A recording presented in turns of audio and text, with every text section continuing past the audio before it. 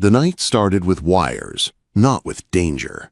I was sitting on the floor of my best friend Beau's living room in Brooklyn, surrounded by the open case of his gaming PC. The air smelled like warm dust, old pizza, and the sharp bite of electronics. My tools were spread out beside me, little silver soldiers lined up in a row. On the coffee table, my laptop ran a monitor on the home network, just in case. That was when I saw it. A new Bluetooth signal popped up on the screen. Strong. Close. Pushing hard against the secure router I had installed last month. The signal spike flashed red. Someone was trying to connect from the hallway just outside the apartment door. At first, I thought it was a neighbor being lazy with a speaker. Then I heard the voice. "You think you can just ghost me, Joe? After what I have?" The voice was sharp and nasal, wrapped tight with anger and panic. I knew that voice. Darian Hill. The guy Josephine had broken up with 3 months ago. The guy the first had never liked, even when she pretended everything was fine. "Darian, leave." Josephine's voice came next. Her voice was usually smooth and calm, the way she sounded when she fixed big messes for rich clients in Manhattan. But right now, there was a crack in it, a tiny break. I could hear it because I had been listening to her talk since I was 19. "I'm visiting my brother. You're stalking me." "I'm not stalking. I'm negotiating." I heard the rustle of fabric, the sound of someone shifting close to the wall. "One click, Joe. That's all it takes. The pictures from Cabo. The emails about the merger. I upload them and your firm is finished. You're finished." On my screen, the signal from his phone hit the network again. He was not bluffing. He was already talking to some remote server. Getting ready. Getting brave. I wiped the gray thermal paste off my fingers onto a rag and stood up. I did not rush. Rushing makes you stupid. My heart was beating fast, but my head was clear. CS-10 tactical calm, Beau called it, the way I got before a big security job. I walked to the door, unlocked it, and pulled it open. Darian stood in the hallway with his phone raised like a weapon. Josephine was pressed back against the wall, her trench coat damp from the rain outside, her dark hair sticking slightly to her cheek. Her eyes were wide and bright, full of anger and fear. She did not look like the perfect, untouchable woman I had watched from a distance for 10 years. She looked cornered, and I hated that. "Phone," I said. My voice came out low and flat. Darian jerked his head toward me. "Who the hell are you?" "Kieran," I said. "Beau's friend. The one who built this network." "You're on a private system, Darian. Unauthorized access is a crime, and what you're doing right now is called extortion." He scoffed. "Go back to your video games, man." I stepped between them, placing my body right in his line of sight. I did not push him. I did not yell. I just filled the space. "I'm recording the signal your phone is sending," I said. "Right now. Your device ID, your location, your attempt to upload stolen files. Walk away, or I send these logs to a detective I know at NYPD Cybercrimes. He loves easy cases." It was not all true, but it was true enough, and he did not know the difference. Darian's eyes flicked from my face to Josephine's, back to the phone in his hand. The power in his posture started to leak away. Without an audience, he looked smaller. "This doesn't concern you," he muttered. "Josephine concerns me," I said. That was the first time I said it out loud. He swallowed, jaw tight. "Check your email, Joe. Clock's ticking." He shoved the phone into his pocket, turned, and stalked down the hall toward the elevator. I watched him until the doors closed, and I heard the soft grind of the lift moving away. Only then did I turn back to her. Josephine was trying to pull herself together. She smoothed her coat with shaky hands, like she could press her fear flat. The tremble in her fingers was tiny, but I saw it. I always saw the cracks in systems. Tonight the system was her. "Kieran," she breathed. "I didn't know you were here. Is Beau home?" Quote. "Beau ran out to get beer," I said. "You okay?" It was a stupid question. She was not okay. Up close I could see the shadows under her eyes, the strain around her mouth. This blackmail had not started tonight. It had been chewing on her for a while. "He's not bluffing, is he?" I asked. She shook her head once, a sharp, broken movement. "No, he has files. Personal ones, work ones." Her voice dropped. "If he sends them, my clients, my firm, my reputation, all gone." She lifted her phone with stiff fingers and unlocked it. She pulled up an email and held it toward me. The subject line hit me like a punch. Insurance. There was a timer on a scheduled send. In the body, one simple line from Darian. "If you involve police or your firm, the files go public." A dead man's switch. The kind of thing a coward sets up so he can feel brave. I took out my own phone and snapped a photo of the screen. Then I had her forward the email to a burner address I controlled. The details mattered. Timestamps mattered. Proof mattered. "Okay," I said, forcing my voice to stay calm. "We do this right. First, we stop that timer. Then, we go to the cops with backup." She stared at me like I had just spoken another language. "I promise to keep our secret safe if you help me destroy his leverage," she whispered. "Can you do that? Can you make the files disappear?" She stepped closer when she said it, close enough that I could smell the rain in her hair and the soft vanilla of her perfume, close enough that I had to fight the urge to reach out and touch her. Josephine Collins, my best friend's older sister, the woman I had crushed on since college, now standing in front of me, asking me to step into the dark with her. She was not just asking for tech support, she was asking me to cross a line. I looked down at her hand. It was tucked into her pocket, but I could still see the tremble in her wrist. "Come inside," I said. "Turn off your phone." I stepped back, holding the door open for her. She walked past me into the apartment without another word. That was how it started. Not with a kiss, not with a date, but with a promise in a dim hallway and a secret only we shared. My place was nothing like hers. 3 days later, Josephine stood in the middle of my Brooklyn loft, holding a paper cup of coffee in both hands like it was the only warm thing in the room. The loft used to be part of a warehouse. The ceilings were high, and the brick walls were dark. Server racks lined one side, silent and steady, lights blinking like small stars in the dim light. "It's dark," she said quietly. "Light is interference," I answered, pulling a metal chair out for her. "Sit, we need to triage." I needed her to hear it in my voice. This was not a favor. This was an operation. "I need access to everything, Joe," I said. "Your cloud accounts, email, laptop, phone. If Darian has a backdoor into your life, I have to find it." She hesitated. Josephine Collins was used to running rooms, not handing over control. She took a small breath, shoulders tight. "There are photos," she said, her jaw clenched. "Personal ones. From when we were together." I kept my eyes on the screen and not on her face. I started typing commands, pulling up the tools I'd need. "I'm not here to look at content," I said. "I'm looking at paths, timestamps, IP addresses. I don't care what you're wearing, I care who accessed it and from where." That was not completely true. The idea of Darian scrolling through pieces of her made my stomach twist in a cold, hard knot. But if I let myself feel that right now, I'd be useless. "Okay," she whispered.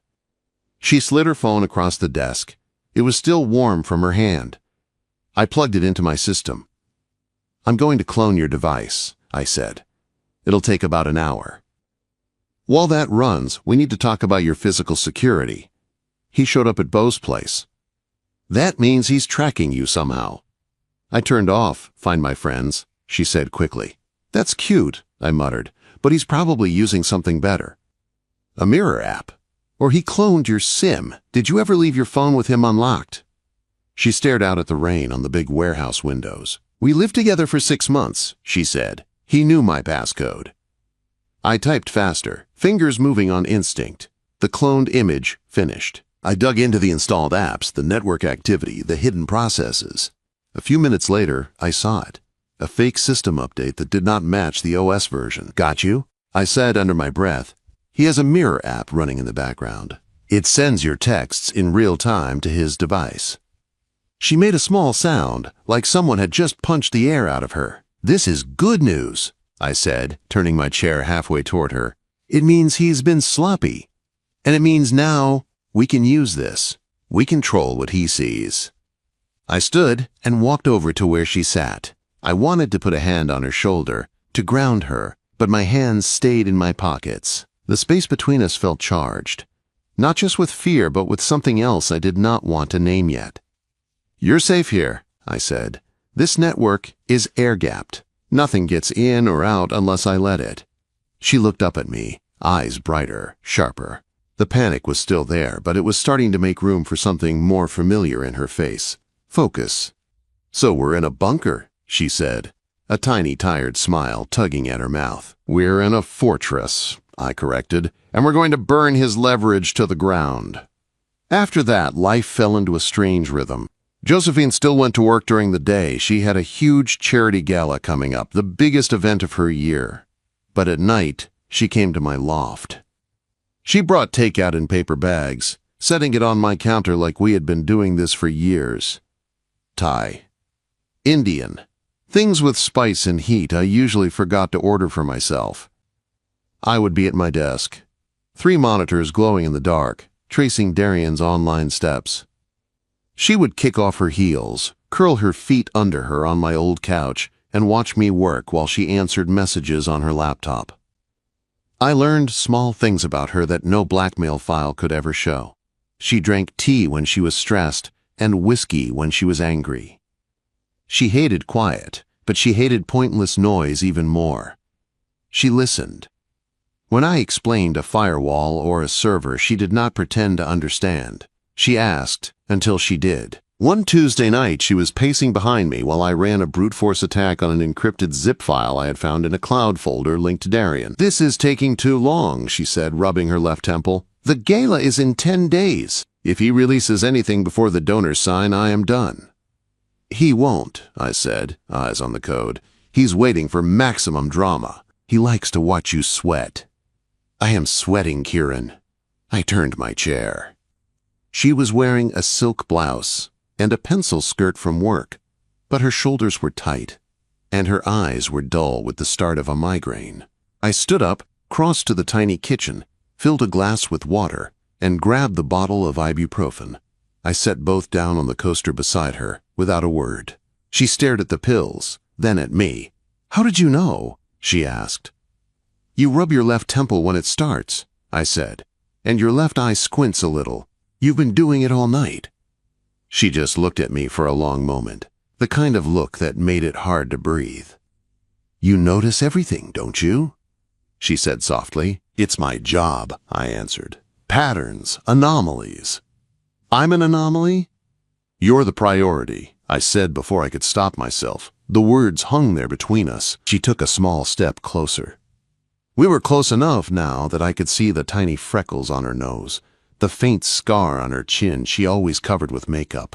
I could smell the soft vanilla again, warm, familiar now. "Kieran," she said, voice low, "you've grown up." "I was always grown up, Joe," I said quietly. "You just never looked down."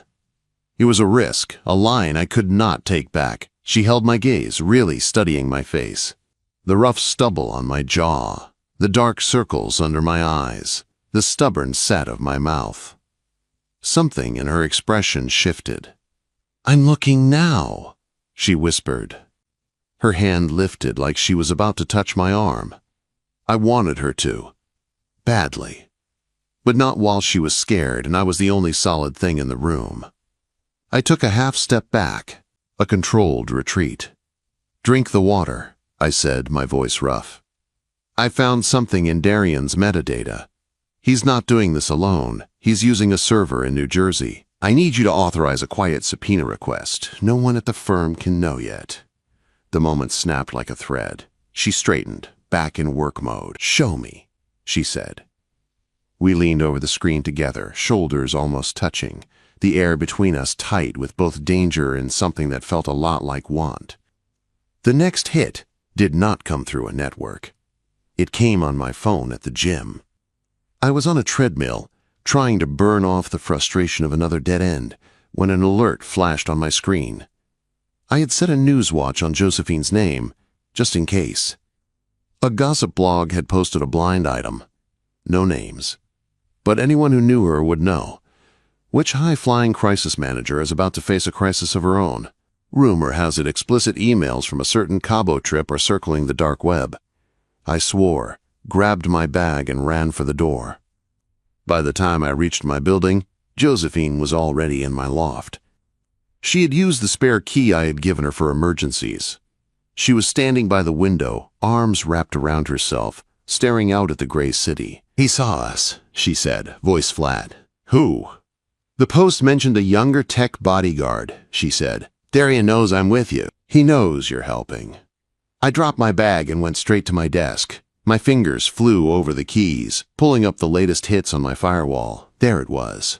A failed intrusion attempt. He had tried to break into my system. He had failed. But it gave me what I needed. "This changes the threat profile," I said quietly. "He feels cornered. He's pushing harder." But he messed up. I saw the IP. He uploaded the blog tip from his home, not a proxy. I can trace him. "He's going to ruin me, Kieran," she said. "The gala is this weekend. If this explodes, I am done." "It won't," I said. "You can't promise that," she snapped. "You're good, but you're not a god. He still has the files." "I know where they are," I said. She stopped, eyes locked on mine. "What?" "The server in Jersey," I said. "I traced the connection. I can't hack a hard drive that's unplugged, but I can get to it." Her eyes widened. "You're not going to break into his house," she said. "No," I answered. "I'm going to do something better." I stepped closer to her, close enough to block the city behind her, close enough that her fear and hope both hit me at once. "I'm going to make him give it to me," I said. Josephine stared up at me like she was trying to decide if I was her best chance or her worst mistake. "Why are you doing this?" she asked quietly. "You could go to jail. You could lose your license, your whole career." "Because you asked me to keep your secret safe," I said. "That can't be the only reason." "It isn't," I admitted. Something in her eyes softened. She reached up and touched my face, her fingers cool and a little unsteady against my jaw. My heart kicked hard against my ribs. "Kieran," she whispered. I did not move away this time. I turned my head just enough and pressed a slow kiss into the center of her palm. "A promise," I murmured against her skin. "I've got you." She let out a breath that sounded like a sob and a laugh at the same time. "Okay," she said. "Okay." The plan was dangerous and simple. It counted on two things I knew to be true about Darian Hill. He was greedy. He thought he was smarter than everyone else. I built a fake identity, a rival PR broker, enough digital dust to make it look real. I sent him a message from a secure account, offering 50 grand for the files he had on Josephine. He answered in less than an hour. Of course he did. We agreed to meet the next day at noon in a crowded coffee shop in Midtown. Neutral ground. Cameras everywhere. People everywhere. Perfect. That night, the storm outside finally broke. The rain stopped beating on the windows, leaving the air heavy and thick. Inside the loft, the only sounds were the low hum of fans and the quiet tap of keys under my fingers. Josephine sat on my couch, wrapped in one of my old gray blankets. Her hair was loose. Her makeup was gone. She looked smaller and more real than she ever did in a polished office or at a charity event. "You don't have to go," she said, voice soft. "I do," I said without looking away from the code I was checking for the 100th time. "If I do this right, I walk out with the leverage gone and the evidence of his crimes secure. If I do nothing, he keeps his hand on your life." "I do, Kieran," she repeated. I looked up. She had let the blanket fall. She walked toward me, bare feet, almost silent on the concrete floor. Her eyes were clear in a way I had not seen in weeks. Afraid, yes, but steady too. "If this goes wrong tomorrow," she said, "I need you to hear something. And I need you to hear it when you can still walk away." "It won't go wrong," I said automatically. "Stop fixing for a second," she said. She reached for my hands. Her grip was small but firm. "Just listen." I stood up because she was pulling me to my feet. I was taller than her, but she did not step back. She closed the space between us until the toes of her feet touched mine. "Everyone asks about the merger files," she said, "or the press, or the clients, or the money. You asked about my migraine." My throat felt tight. "You saw me," she said. "Really saw me. Not just the story." She searched my face like she was reading code. "Prove it," she whispered. "Prove you're not just fixing a system." And then she kissed me. It was not careful. It was not soft. It was fear and whiskey and weeks of holding herself together now crashing into me. I froze for a second, not because I did not want it, but because I wanted it too much.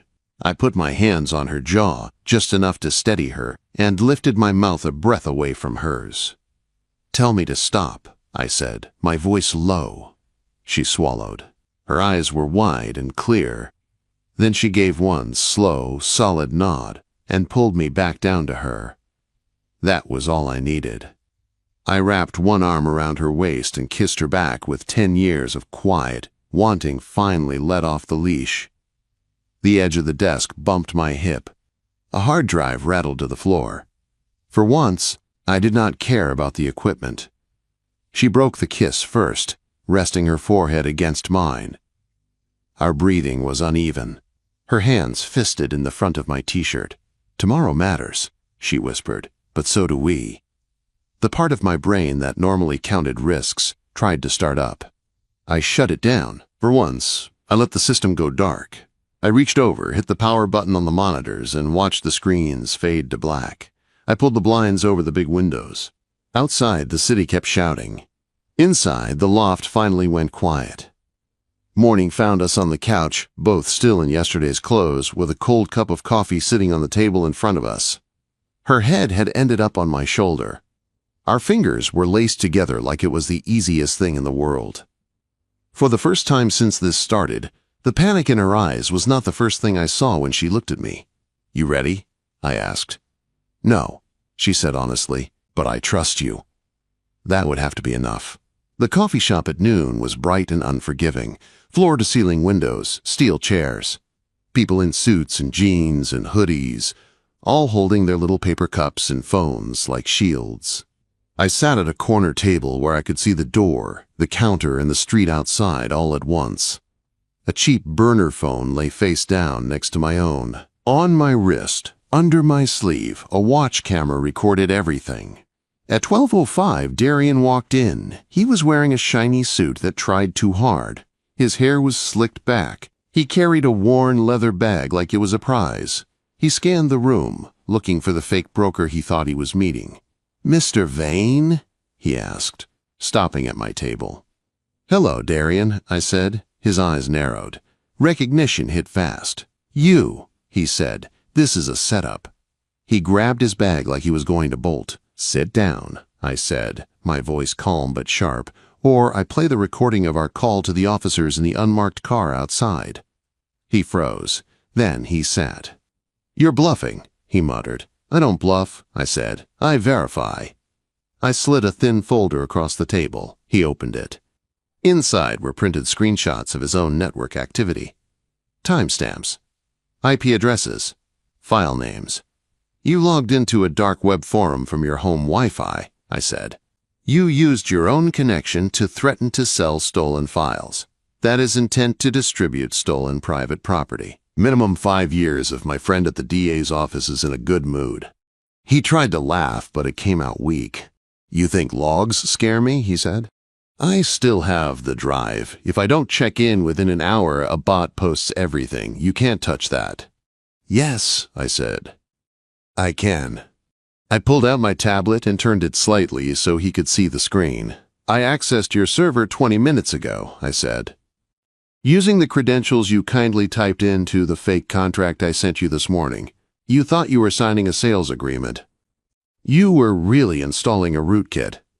His face went white. "I wiped the drive, Darian. I wiped the cloud backup. I wiped the local mirror. Your leverage is gone. But I made sure the evidence of your crime stayed."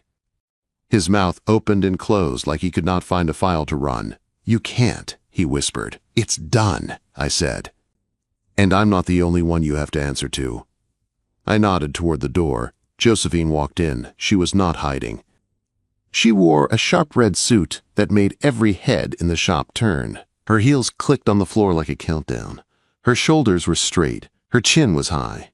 She did not look at me first. She looked through me, past me, straight at Darian. She reached our table and set a single sheet of paper down in front of him. "This is a restraining order," she said, her voice clear and steady. "And the start of a civil case for emotional distress and defamation. My lawyers filed it this morning. The officers outside are waiting to talk to you about the extortion attempt Kieran just recorded." Darian stared at the paper, then at me, then at her. The room around us hums with quiet conversations and coffee machines, but right here, everything felt focused and sharp. He did what scared men do. He grabbed his bag and ran. He ran straight out the door and straight into the waiting blue lights and uniforms on the street. Through the glass, we saw him get stopped, turned, handcuffed. Josephine let out a long breath. Her shoulders sagged just a little. I stood up. For a second, I wanted to wrap her up in my arms, but there were too many eyes and too many phones in the room. "Is it true?" she asked quietly. "Is it really gone?" "Every file," I said. "Everything he had, erased. The only thing left is the trail that proves what he did." She closed her eyes and opened them again. When she looked at me, there were tears she did not bother to hide. "Thank you," she whispered. "Standard operating procedure," I said, trying to sound light. "No," she said. "It's not." The gala came faster than I wanted it to. I was not a tux guy. I was a jeans and hoodie guy who spent more time with code than with people. But 2 days before the event, a courier showed up at my door with a garment bag and a handwritten note. "I need my security detail." "Josephine." So I put on the tux. When I checked myself in the mirror, I almost did not recognize the man looking back. The jacket fit. The tie was straight. I looked like someone who belonged in rooms I usually only saw in news feeds. The venue was the Metropolitan Museum. High stone steps, bright lights, cameras, cars pulling up with people who made more money in one phone call than I did all year. I stayed on the edge, just inside the entrance where I could see most of the floor. Old habit. Find the exits, watch the corners, count threats. Josephine was in the center of all of it. She wore a long black dress that moved like water when she walked.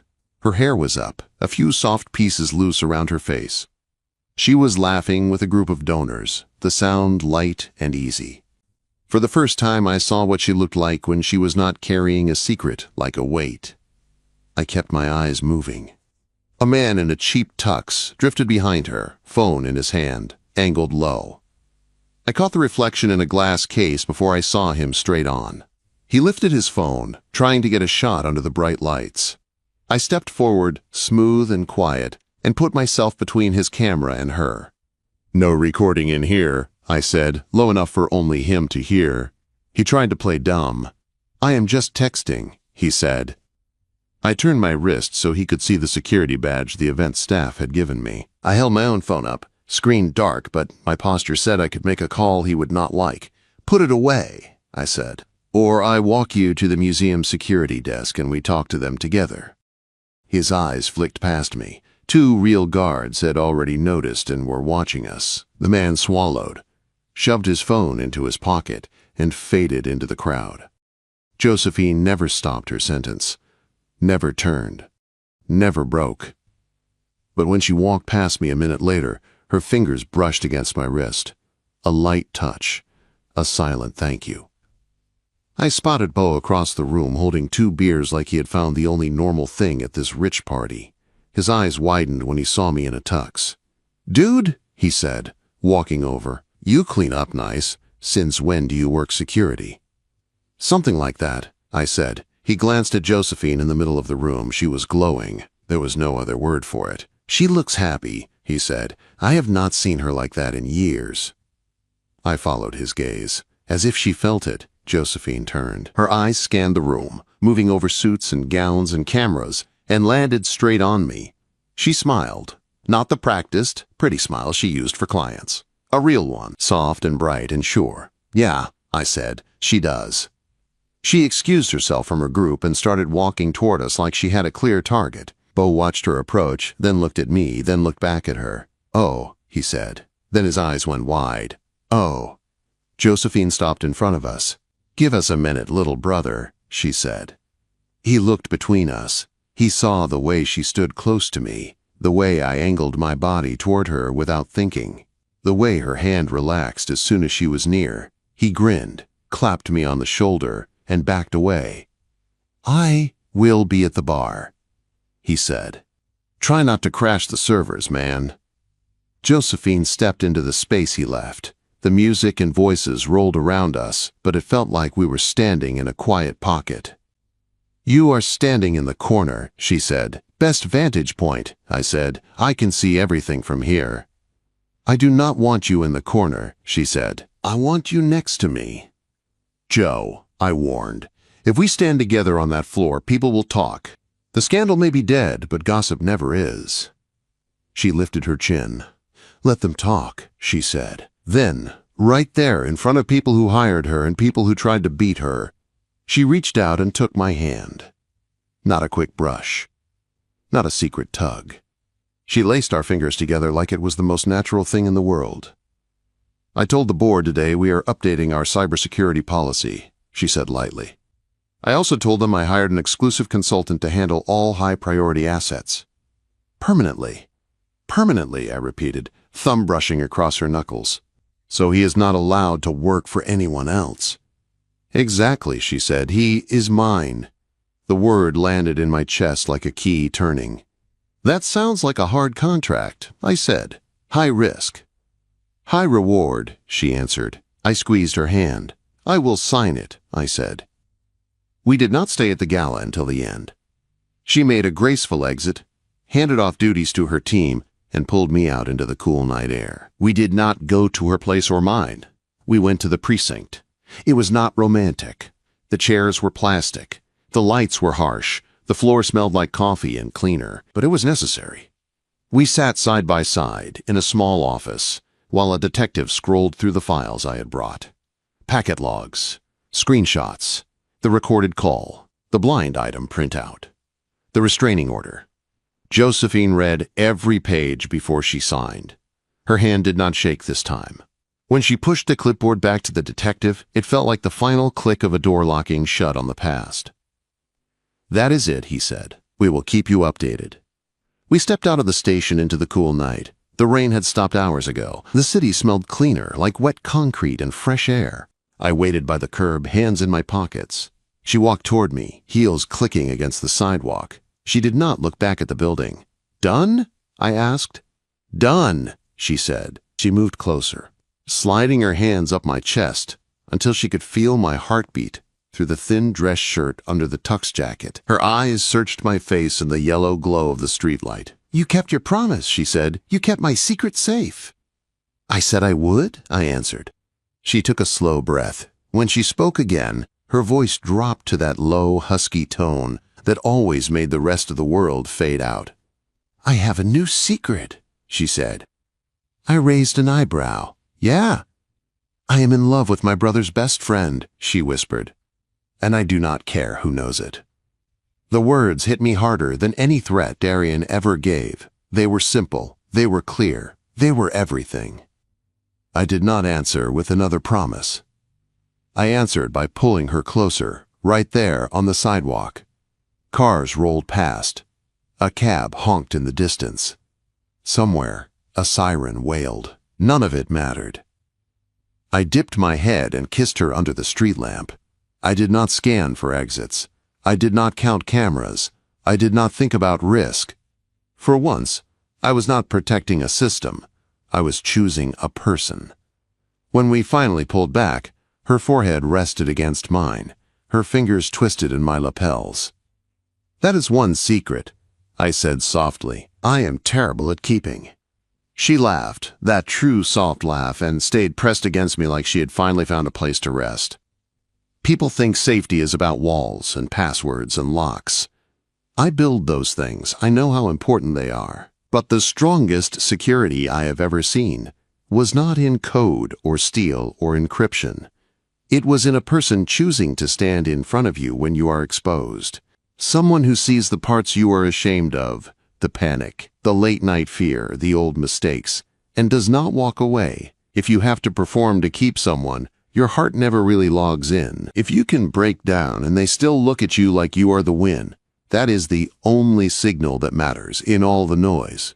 Josephine stepped closer to me that first night in the hallway and said, "I promise to keep our secret safe."